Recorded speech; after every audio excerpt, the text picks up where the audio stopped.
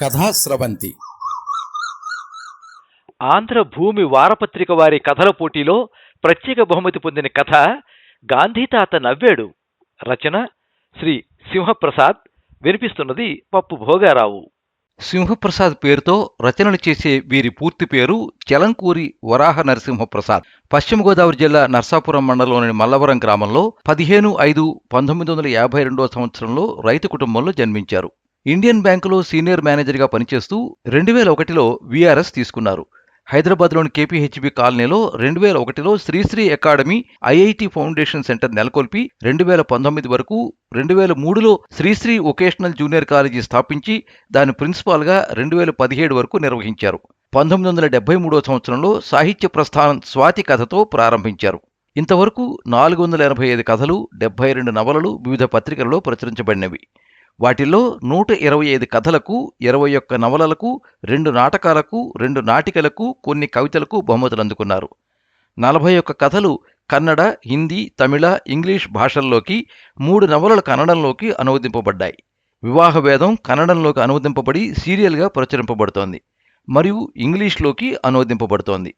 వీరి మొత్తం 13 కథా సంపుటాలు వెలువడ్డాయి. వీరి ప్రముఖ రచనలు నవలలు కూలి బతుకు, మహారాజశ్రీ అవతారం గారు, నిండు నూరేళ్లు, ఉత్సవం, ధిక్కారం, స్త్రీపర్వం, అభయం, 125 బహుమతి కథలు, దాడి, వివాహవేదం, తిరుమల దివ్యక్షేత్రం మొన్నగునవి. ఆంధ్రప్రదేశ్ ప్రభుత్వం వారి ఉగాది పురస్కారం 2015లో, తెలుగు విశ్వవిద్యాలయం వారి సాహితీ పురస్కారం 2010లో, ఆంధ్ర సారస్వత సమితి మచిలీపట్నం వారి సాహిత్య ప్రతిభా పురస్కారం, నవతెలంగాణ వారి వట్టికోట ఆళ్వారు స్వామి స్మారక అవార్డు నవలకు సోమేపల్లి సాహితీ పురస్కారం, నవతెలంగాణ వారి దాశరథి రంగాచార్య స్మారక అవార్డు, యువ చక్రపాణి అవార్డు, స్వాతి అనిల్ అవార్డు, విశ్వసాహితీ త్యాగరాయ గానసభ వారి ఉగాది పురస్కారం, నోముల కథా పురస్కారం, ఆంధ్రభూమి నాట వారి అంతర్జాతీయ కథల పోటీలో ద్వితీయ పురస్కారం, డాక్టర్ పట్టాభి కళాపీఠం వారి కథా పురస్కారం, పుప్పాల ఫౌండేషన్ వారి కథా పురస్కారం, కుప్పం రెడ్డమ్మ సాహితీ పురస్కారం అందుకున్నారు. వీరి బహుమతి కథల మీద డాక్టర్ నరేంద్ర ప్రసాద్, ఇతర కథల మీద డాక్టర్ డి పోశమ్మ పరిశోధన చేసి పీహెచ్డీని పొందారు. నవలల మీద పీహెచ్డీ నిమిత్తం మరొక విద్యార్థి పరిశోధన చేస్తున్నారు. ప్రతి ఏటా వీరు డాక్టర్ వేదగిరి రాంబాబు పేరిట కథానిక పురస్కారం, బాల సాహిత్య పురస్కారం అందజేస్తున్నారు.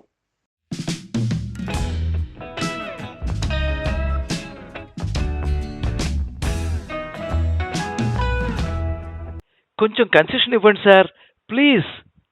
రామారావు అర్థింపుకి చిరునవ్వు సమాధానంగా ఇచ్చాను. ఇబ్బందుల్లో ఉన్నాను. 10,000 కూడబెట్టడం చాలా కష్టమైంది. చూడు రామారావు, పని చేసి పెట్టమని 4 రోజుల నుంచి తిరుగుతున్నావు. కీలకం నా చేతిలో ఉందని నీకు తెలుసు. ఆ పని నీకెంత ముఖ్యమో నాకు తెలుసు. అయినా మొదట చెప్పిన దానికన్నా ఒక్కటంటే ₹1 ఎక్కువ అడిగానా? లేదు కదా. మరి డిస్కౌంట్ ఎలా ఇస్తాను? తప్పదంటారా? ఇంకో దారి నాకు లేదు, నీకు లేదు. ముఖం ముడుచుకుని జేబులోంచి పెళపెళలాడుతున్న 1000 నోట్లు తీసి గబుక్కన రైటింగ్ ప్యాడ్ కింద కుక్కాడు. లంచం ఇవ్వడం కొత్త కాబోలు అనుకుంటూ ఆ నోట్లు తీసుకుని లెక్క పెట్టాను. 10. అన్నీ కొత్తవే. నా పబ్లిక్ చేష్టకి అతడు విస్తుపోయి చూస్తూ ఉంటే తాపీగా జేబులో పెట్టుకున్నాను. ఎక్కడెక్కడి నుంచో పోగు చేశానంటూనే కొత్తవి తెచ్చిచ్చాడు. కొంపతీసి ఏసీబీ వాళ్ళని వెంటేసుకు రాలేదు కదా. గాబరా పడుతూ చుట్టూ చూశాను. ఆగంతుకులెవరూ లేరు, రావట్లేదు. ఎందుకైనా మంచిదని గబగబా బాత్రూంలోకి వెళ్ళి నోట్లని కడ్రాయర్లో దాచేసి వచ్చాను. 10 కదుటోయ్. నోట్లకి ఆ విలువ ఎలా వచ్చిందో తెలుసా రామారావు? గాంధీగారి బొమ్మ ఉన్నందునండి. ఎగ్జాక్ట్లీ. గాంధీ బొమ్మ చూసే నోట్లకు విలువిస్తున్నాం. ఆయనకి తప్ప మనకు విలువ ఎక్కడి చెప్పు. ఆయన బొమ్మ ప్రింట్ చేయలేదనుకో, అప్పుడు ఎవరూ వాటిని కరెన్సీ నోట్లుగా గుర్తించరు. లోపల దాచుకున్న 10,000 కిక్కిస్తోంది. మరి నా పర్మిషన్ పేపరు. వెయిట్, ఇదంతా నేనే మింగేస్తాననుకుంటారు నీలాంటి వాళ్ళు. ఎవరికి ఎన్ని వాటాలు ఇవ్వాలో, ఇవ్వకపోతే ఎన్ని పాటలు పడాలో మీకు తెలీదు. రామారావు ఫైలు ఎదురుగానే ఉంది. అయినా సరే అన్ని ఫైళ్లు వెతికి ఆఖరికి దాన్ని బయటికి తీశాను. ఆ ఫైల్ క్లియర్ కావడానికి నేనెంత బాగా డ్రాఫ్టింగ్ చేశానో, ఎన్ని ఉదాహరణలు కోట్ చేశానో వివరిస్తూ అనుమతి పత్రాన్ని అతడి చేతుల్లో పెట్టాను. అతడి కళ్ళు మెరిశాయి. దండం పెట్టి లేచాడు. నా వంక ఆశగా చూస్తూ కనిపించాడు బంట్రోతు మస్తాన్. వెళ్లబోతున్న రామారావుతో, పాపం అతడికి ఏదో కాస్త బెదిరించువాయ్ అన్నాను చేత్తో చూపిస్తూ. 50 నోటిచ్చి వెళ్ళిపోయాడు. మస్తాన్ ముఖంలో 10 వాట్ల బల్బే వెలిగింది. నాకిచ్చిన సొమ్ముని అతడి డేగ కళ్ళు లెక్కించి ఉంటాయి. ఇంటర్కంలో ఆఫీసర్ పిలవగా అయిష్టంగా లేచి వెళ్ళి విష్ చేశాను. మురళి, మా అమ్మాయి అల్లుడు తిరుపతి వెళ్తారటోయ్. రాను పోను 2 3 టైర్ ఏసీ టికెట్లు బుక్ చేయించు. పేర్లు తెలుసుగా? తెలుసండి. ప్రతిసారి టికెట్లు బుక్ చేయిస్తున్నది నేనేగా. ఇప్పుడే మస్తాన్ని పంపించు. తర్వాత మర్చిపోకుండా అడిగి డబ్బు తీసుకో. ఎవరికెంత ఇవ్వాలో ఏమీ నాకు గుర్తుండి చావదు. మీరేమనుకుంటారో ఏమో. ట్యాక్సేషన్ అనుకుంటాం అని లోపల తిట్టుకుంటూ వినయంగా తలాడించి వచ్చేశాను. మళ్ళీ బాత్రూంలోకి వెళ్ళి లోపల నుంచి డబ్బు తీసి పర్సులో కుక్కాను. 10,000లోంచి 2,000 తీసి మస్తానికిచ్చాను. కృష్ణార్పణం అనుకుంటూ. మా ఆఫీసర్ అంత పరమలుచ్చ ఎక్కడా ఉండడు. పైకి నీతి మంటుందంటూ రిక్చర్లిస్తాడు. జేబులోంచి రూపాయి తీయకుండా అవి ఇవి తెమ్మంటాడు. పైగా మరిచిపోకుండా అడిగి తీసుకోండి అంటూ తాలింపు పెడతాడు. పెద్ద ఇచ్చేసేవాళ్ళ. పొద్దుట లేవగానే ఎవరి మొహం చూశానో 2,000 క్షవరం. ముఖంలో పేలాలు వేగుతున్నాయేంటి? కొలీగ్ భానుమూర్తి అడిగాడు. గురుడు 2,000కి టెండర్ వేశాడు. బతికిపోయావు. మొన్న వరలక్ష్మి వ్రతానికి పూజా సామాగ్రి తెమ్మంటూ ఇంత లిస్టు చేతిలో పెట్టాడు. బిల్లు 4,300 అయింది. గొప్ప సుడిగాళ్లే. టీ తాగొద్దాం పదా. క్యాంటీన్లో టీ తాగుతూ ఉంటే ఆటో మీద హడావిడిగా వచ్చాడు మా పొరుగింటి విశ్వనాథం. అంత కంగారుగా ఉన్నారేమిటి? ఎదురెళ్ళి అడిగాను. స్కూటర్ని ట్రాఫిక్ పోలీసులు పట్టుకున్నారు. ఇన్సూరెన్సు, పొల్యూషన్ సర్టిఫికెటు లేవు. 500 ఇస్తే గాని వదలనన్నారు. జేబులో చిల్లరే ఉంది. దగ్గరలోనే మీ ఆఫీస్ ఉందని గుర్తొచ్చి వచ్చాను. కొంచెం సద్దు మురళి, సాయంత్రం ఇంటికి రాగానే ఇచ్చేస్తాను. పర్సులోంచి 1000 నోటు తీసి మార్చబోతూ ఉంటే 1000 ఇవ్వు, మళ్ళీ ఏదైనా మడత పెంచి పెడితే ఉంటుంది అంటూ దాన్ని తీసుకుని థ్యాంక్స్ చెప్పి వెళ్ళిపోయాడు. సీట్లో కూర్చున్నానో లేదో చందా పుస్తకాలతో ఓ 4 వచ్చారు. ఏదో కాలనీలో సాయిబాబా మందిరం నిర్మిస్తున్నారట.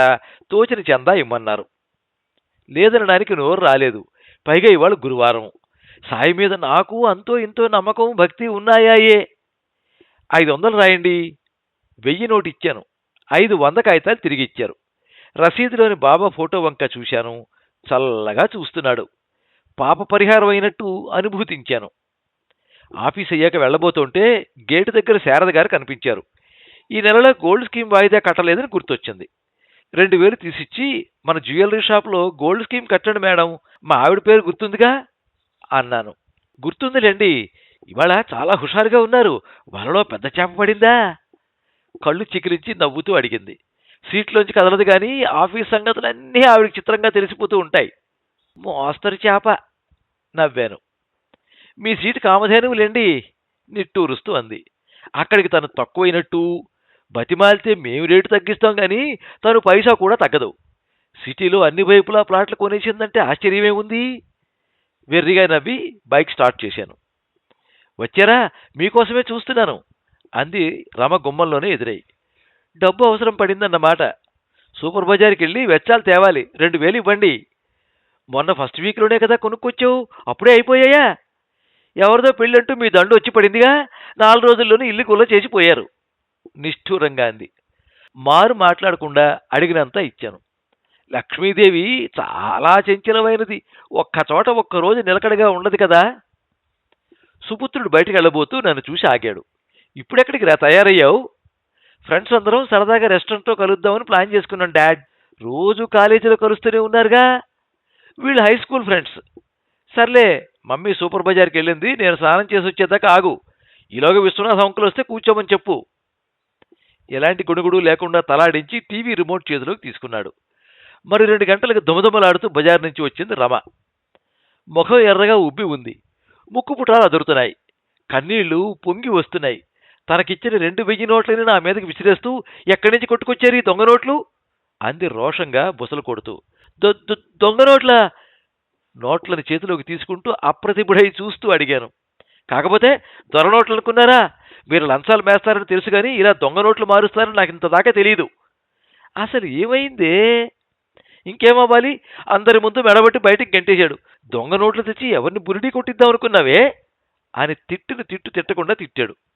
ఇంకోసారి అటువైపు వస్తే పోలీసులకు పట్టిస్తానని హెచ్చరించాడు. అంతా నన్ను దొంగలా చూస్తుంటే ఏ బస్సు కిందైనా పడి చచ్చిపోవాలనిపించింది. బరస్ట్ అయ్యింది. రమ భోరున విలపిస్తూ ఉంటే ముచ్చెమటలతో నిలువునా తడిసిపోతూ అదురుతోన్న చేతులతో కొత్త 1000 రూపాయల నోట్ల వంక చూశాను. కంపిస్తూనే ఇంతింత కళ్ళతో పరీక్షించాను. గాంధీ బొమ్మ ఉంది, సెక్యూరిటీ మార్కు ఉన్నట్టే ఉంది. మరి ఇది ఎలా దొంగ నోటయింది? కాగితం కాస్తంత దళసరిగా ఉన్నట్టుంది. ఈ మాత్రానికే ఏదో గుర్తురాగా తెల్లని భాగాన్ని లైట్ కాంతికి అడ్డం పెట్టి చూశాను. గుండె గుభిల్లుమంది. అక్కడ ఉండాల్సిన గాంధీ బొమ్మ లేదు. అయితే అయితే ఇది దొంగ నోటా? 10,000 కక్కందే శాంక్షన్ లెటర్ ఇవ్వనని కక్షగట్టి రామారావు దొంగ నోటు తెచ్చి నా ముఖాన్ని కొట్టాడా? భయం పాము మెదడులోంచి ఉరికి నిలువెల్లా జరజర పాకుతూ ఉంటే వజవజ వణికిపోయాను. ఆఫీసర్ కూతురు అల్లుళ్ల రైలు టికెట్ల కోసం వెళ్లిన మస్తాన్, ట్రాఫిక్ పోలీసుకి లంచం ఇవ్వడానికి ఒక నోటు తీసుకెళ్లిన విశ్వనాథం, ఒక నోటు తీసుకుని 500 తిరిగిచ్చిన సాయి భక్తులు, గోల్డ్ స్కీమ్లో కట్టడానికి వెళ్లిన శారదా మేడం. కళ్ళు గిర్రెను తిరుగుతూ ఉంటే మరి నిలబడగల శక్తి లేక సోఫాలో కూలబడ్డాను. బీపీ పెరిగిపోతుంటే తల వెనక్కి వాల్చి నిస్సహాయంగా చూశాను. కంగారు పడుతూ పరిగెత్తుకొచ్చింది రమ. ఏమైందండి? ఏమీ లేదని సైగ చేశాను.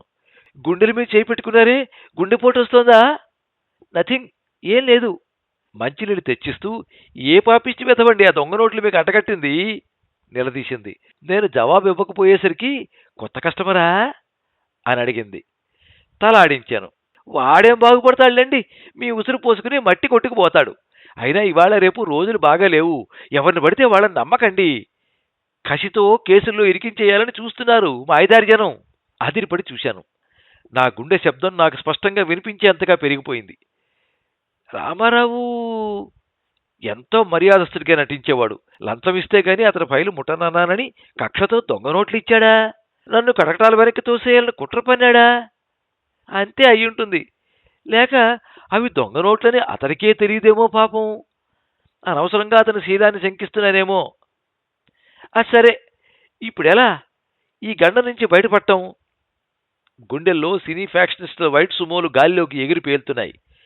ఆఫీసర్, విశ్వనాథం, సాయి భక్తులు, శారద కళ్ల ముందు గిర్రెన తిరిగారు. బాధ, భయం, దుఃఖం ముంచెత్తాయి. సాయినాథ పాహిమాం, నువ్వే నన్ను రక్షించాలి. ఈ గండం నుంచి బయటపడేయి. షిరిడీ వచ్చి నీ దర్శనం చేసుకుంటాను తండ్రి. ఒళ్ళంతా ముచ్చెమటలతో తడిసి ముద్దయింది. ఏదో గుర్తురాగా గబగబా మస్తాన్కి ఫోన్ చేశాను. ట్రైన్ టికెట్లు తీసుకున్నావా? లేదు సార్, వెయిటింగ్ లిస్ట్ నడుస్తోంది. సార్ వద్దన్నారు. నేను ఇచ్చిన డబ్బు నీ దగ్గరే ఉంది కదా? లేదు సార్, సార్కి ఇచ్చేశాను. చచ్చాం. ఏమైంది సార్? గోడ కొట్టిన సున్నం అంతే, ఇంకేం లేదులే. లైన్ కట్ చేశాను. ఆఫీసర్ రూపం కళ్ల ముందు కదిలింది. అతడు నమ్మదగినవాడు కాదు. అవకాశం చిక్కితే చాలు గాలిని సుడిగాలిలా మార్చగల సమర్థుడు. మరొక క్షణం ఆలస్యం చేయకుండా భార్య పిలుపుల్ని పట్టించుకోకుండా దూసుకెళ్లి బైక్ స్టార్ట్ చేశాను. తిన్నగా ఆఫీసర్ గారింటికి వెళ్లి వాలాను. లుంగి బనీను ధరించి టీపాయ్ మీద మందు సామాగ్రి పెట్టుకుని తాపీగా సిప్ చేస్తున్నాడు గురుడు. నా వంక విసుగ్గా చూశాడు. సారీ సార్, నా మిసెస్కి సీరియస్గా ఉంది. హాస్పిటల్లో చేర్చాను. అర్జెంటుగా హాస్పిటల్లో డబ్బు కట్టాలి. నేను ఇచ్చిన 2,000 ఇస్తే. ఆయన కళ్లతో పాటు ముఖము ఎర్రబడింది. రేపిస్తానులే. ఎమర్జెంటు సార్, మస్తాన్ తెచ్చి నోట్లు ఇస్తే చాలు సార్. అవి లేవోయ్. ఖర్చు పెట్టేశారా సార్? మా బామ్మరిది ఊరికెళ్తూ అడిగితే ఇచ్చాను. నీ సొమ్మేం మింగేయంలే. రేపు ఆఫీస్కి వచ్చాక అడుగు, విసిరి పారేస్తాను. అది కాదు సార్, ఆ నోట్లే కావాలి. బొజ్జ అదిరేలా నవ్వాడు. ఏ నోట్లైనా డబ్బేనోయ్. ఇవి నీతిగా సంపాదించిందా అవినీతితో సంపాదించిందా అని దాని మీద ముద్రేసి ఉండదు. నల్ల డబ్బు తెల్లగానే ఉంటుందోయ్. అవును సార్, కానీ నాకు ఆ నోట్లే కావాలి. కొంపతీసి నోట్లన్నీ లాటరీ టికెట్లుగా మార్చేశారేమిటి? అమాంతం ఆయన మీద పడి పీక పిసికేయాలన్నంత కోపం వచ్చింది. దాన్ని అదిమి పడుతూ ఆ నోట్ల మీద ఇంపార్టెంట్ కోడ్ నెంబర్లు రాసుకున్నాను సార్, అందుకని నీళ్లు నవ్వులుతూ అన్నాను, లోపల బిగ్గరగా ఏడ్చేస్తూ. ఓస్, ఆ మాత్రానికి ఇంత రాద్ధాంతం ఎందుకు? ఇప్పుడే మా బామ్మర్దికి ఫోన్ చేస్తానుండు. ఆయన ఎక్కడున్నారో చెబితే నేను వెళ్ళి తెచ్చుకుంటాను సార్. వేరే నోట్లు ఇచ్చి తెచ్చుకుంటాను. నన్ను పిచ్చివాళ్ళ చూస్తూ ఫోన్ చేశాడు. ఎక్కడి దాకా వెళ్ళావు? కోదాడు దాటాను. ఏం బావా, నీకిచ్చిన నోట్ల మీద మా ఆఫీస్ అసిస్టెంట్ ఏవో జియో నెంబరు రాశాట. చూసి చెప్పు, నోట్ చేసుకుంటాడు. సెల్ నా చేతికిచ్చాడు. వణుకుతూ దాన్ని చెవి దగ్గర పెట్టుకున్నాను. కొత్త నోట్లు బావా, ఏమీ రాసిలేదు. మారు మాట్లాడకుండా కట్ చేసి నీరసంగా సెల్ అందించాను. ఇప్పుడే హత్య చేసి వచ్చిన వాళ్ళ ఉన్నావు. ఏంటో అయి కథ? నా పని అంతకంటే ఘోరంగా ఉంది సార్. వస్తాను సార్. కాళ్ళు ఈడ్చుకుంటూ బయటికి నడిచాను. సదరు బామ్మర్ది రేపు ఎలాంటి బాంబు నా మీదకి విసరనున్నాడో దేవుడా! దుఃఖం పొంగి వచ్చింది. బైక్ స్టార్ట్ చేయబోతూ విశ్వనాథానికి ఫోన్ చేశాను. అతడు ఎలాంటి పిడుగు వేస్తాడోనని వణికిపోతూనే. ఇప్పుడే 1000 మీ ఇంట్లో ఇచ్చాను. నేనిచ్చిన 1000 ఇంకో 1000? నువ్విచ్చింది 1000 కదా? ఆహా! నా ఉద్దేశం అది కాదు. నేనిచ్చిన 1000 నోటు ఇచ్చారా ఇంకోటా అని. నువ్విచ్చింది ట్రాఫిక్ పోలీస్కి ఇచ్చేశానుగా. పుచ్చుకున్నాడా? మహారాజులాగా 500కి ఒక్క రూపాయి తగ్గలేదు. కాలం దారుణంగా మారిపోయిందనుకో. సరే సరే. మనస్సులో ఆనంద తరంగం ఉవ్వెత్తున లేచిపడింది. అయితే ట్రాఫిక్ పోలీసులు దొంగ నోటుని గుర్తించలేదన్నమాట. ఎలా గుర్తిస్తారులే, దొర నోటు కన్నా జబర్దస్తిగా ఉంది. ఒకవేళ అది దొంగ నోటు కాదేమో, సూపర్ బజార్ వాడే పొరపడ్డాడేమో. పాయింటే. అదే నిజమైతే నేనెంతగా క్రింద మీద పడడంలో అర్థం లేదు. మంచి నోటో కాదో నిర్ధారణ చేసుకోకుండా ఇలా బెంబేలు పడడం ఒకటో రకం ఫూలిష్నెస్. నోటుని పరీక్షగా చూశానుగా. తెల్లని ప్రదేశంలో గాంధీగారి బొమ్మ లేదు. పెదవి కొరుక్కుంటూ బైక్ స్టాండ్ తీసానో లేదో సెల్ మోగింది. పోలీస్ స్టేషన్ నుంచి సిఐ మాట్లాడుతున్నాను. గజగజ వణికిపోయాను.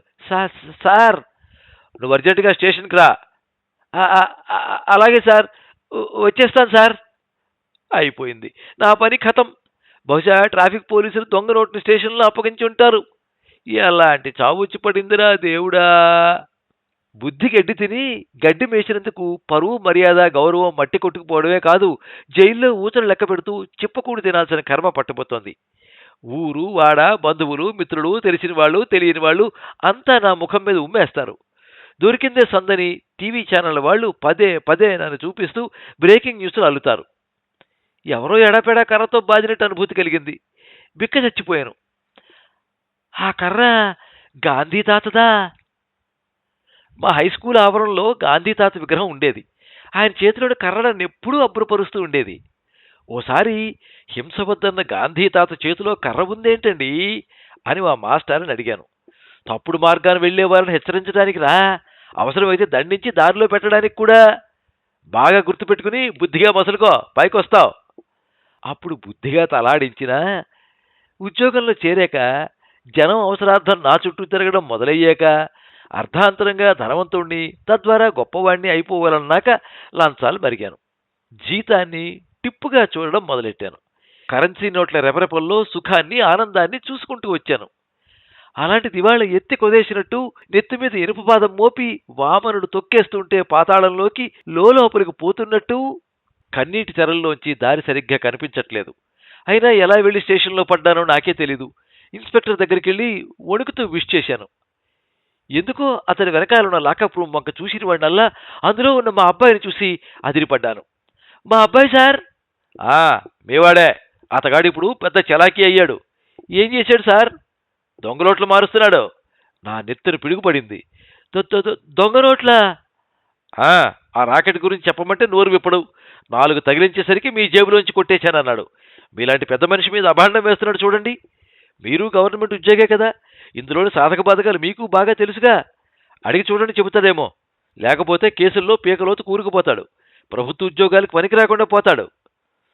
దొంగ ఊపిలోకి దిగబడిపోతున్నట్టు, ఊపిరాడనట్టు ఉంది. వెలవెల్లాడిపోతూ ఆ నోట్లేవండి? అతి కష్టం మీద నోరు పిగిల్చుకుని అడిగాను. 2 నోట్ల సొరుగులోంచి తీసి టేబుల్ మీద లాఠీ కింద పెట్టాడు ఇన్స్పెక్టర్. సందేహం లేదు, అవి రామారావు ఇచ్చినవే. నేను స్నానానికి వెళ్ళినప్పుడు నా జేబులోంచి నా సుపుత్రుడు తస్కరించి ఉంటాడు. ఆ నోట్ల వంక పిచ్చిగా, వెర్రిగా చూశాను. అవి నోట్లు కాదు, పిచ్చి కాగితాలు, చిట్టు కాగితాలు, ప్రాణం లేని రంగు కాగితాలు. వాటి వెంటపడి, వాటి కోసం ప్రాకులాడి, వాటినే ప్రాణప్రదంగా భావించి, భ్రమించి ఎన్ని విలువల్ని కోల్పోయాను. ఎలాంటి విషమ పరిస్థితుల్లో చిక్కుకున్నాను. ఒక్కగానొక్క కొడుకుని ఎంత దారుణపు విషాదంలోకి నెట్టాను. ఫ్యాన్ గాలికి కొత్త నోట్లు ఎగిరెగిరి పడుతున్నాయి. దిక్కు తోచక, దారి కనిపించక దిగ్భ్రమతో వాటి వంకే వెర్రిగా చూస్తూ ఉండిపోయాను. నోట్ల మీది గాంధీ తాత నన్ను, నా అవస్థని, నా విషాదాన్ని, నా పతనాన్ని చూసి నవ్వుతున్నాడు. జాలిగా, బాధగా, ఆవేదనగా.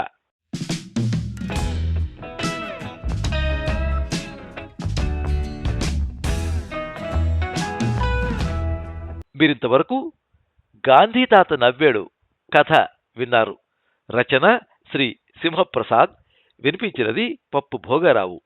ఈ కథ 2013 సంవత్సరం జూలై 4వ తేదీ ఆంధ్ర భూమి వారపత్రికలో ప్రచురించబడింది. ఈ వీడియోని లైక్ చేయండి, మీ మిత్రులందరికీ షేర్ చేయండి.